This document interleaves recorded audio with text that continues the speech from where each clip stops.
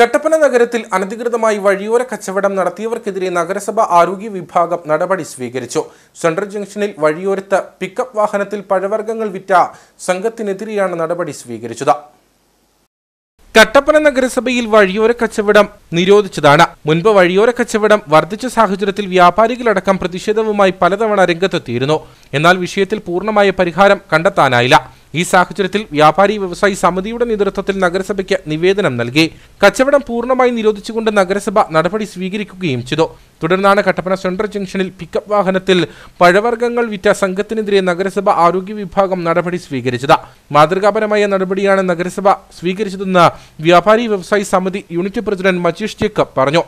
കേരള വ്യാപാരി വ്യവസായി സമിതിയുടെ നിരന്തരമായിട്ടുള്ള പരാതിയുടെ അടിസ്ഥാനത്തിൽ കട്ടപ്പന മുനിസിപ്പാലിറ്റി തെരുവോര കച്ചവടം പൂർണ്ണമായിട്ട് നിരോധിക്കുകയും അതിൻ്റെ അറിയിപ്പ് വ്യാപാരി വ്യവസായി സമിതിക്ക് തരികയും ചെയ്തു. അതിനുശേഷവും പല വ്യാപാരികളും പല സ്ഥലങ്ങളിലായി വന്ന് കട്ടപ്പനയുടെ വിവിധ ഭാഗങ്ങളിൽ കച്ചവടം ചെയ്യുന്നതായിട്ട് ശ്രദ്ധയിൽപ്പെടുകയും കട്ടപ്പന സെൻട്രൽ ജംഗ്ഷനിൽ വ്യാപാരം നടത്തുന്ന സമയം അത് കട്ടപ്പന മുനിസിപ്പാലിറ്റിയെ വ്യാപാരി വ്യവസായി സമിതി അറിയിക്കുകയും ഉടൻ തന്നെ കട്ടപ്പന മുനിസിപ്പാലിറ്റി എന്ന ഉദ്യോഗസ്ഥരെത്തുകയും ആ വ്യാപാരം തടയുകയും അവർക്കെതിരെ നടപടികൾ ചെയ്യുകയും ചെയ്തു.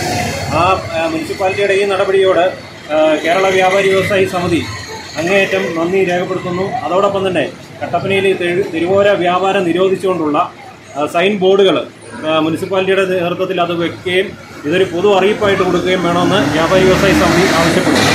അതുപോലെ കട്ടപ്പനയിലെ വ്യാപാരം നടത്തുന്ന ഒരു കടയുടെ മുമ്പിൽ ഒരു വാഹനം നിർത്തി സാധനം വാങ്ങിക്കുന്ന സമയത്ത് പോലും പെറ്റി അടിക്കുന്ന പോലീസിൻ്റെ നടപടിക്രമങ്ങൾ പലപ്പോഴും ഉണ്ടാകുന്നുണ്ട്. ഇങ്ങനെയുള്ള തെരുവോര, അതായത് ഗതാഗതം വരെ തടസ്സപ്പെടുത്തിക്കൊണ്ടുള്ള തെരുവോരങ്ങളിൽ വാഹനം പാർക്ക് ചെയ്ത് ഇങ്ങനെയുള്ള വ്യാപാരം നടത്തുമ്പോൾ അതിനെതിരെ ഒരു നടപടിയും പോലീസിന്റെ ഭാഗത്തുനിന്നും ഉണ്ടാകുന്നില്ല. അപ്പോൾ പോലീസ് ഈ കാര്യത്തിൽ ശക്തമായ നിലപാടുകൾ സ്വീകരിക്കണമെന്ന് വ്യാപാരി വ്യവസായി സമിതി അറിയിക്കുന്നു. ശക്തമായ പരിശോധനയാണ് നഗരത്തിൽ വഴിയോര കച്ചവടക്കാർക്കെതിരെ നടത്തുന്നത്. വഴിയോര കച്ചവടം വ്യാപിക്കുന്നത് വഴി നഗരത്തിലെ പല വ്യാപാരികൾക്കും വലിയ പ്രതിസന്ധിയാണ് ഉണ്ടാകുന്നത്. നഗരസഭയുടെ നടപടിക്കൊപ്പം ഗതാഗത തടസ്സമടക്കം ഉണ്ടാക്കി നടത്തുന്ന വഴിയോര കച്ചവടങ്ങൾക്കെതിരെ പോലീസ് വകുപ്പും നടപടി സ്വീകരിക്കണമെന്ന് വ്യാപാരി വ്യവസായി സമിതി അംഗങ്ങൾ ആവശ്യപ്പെട്ടു.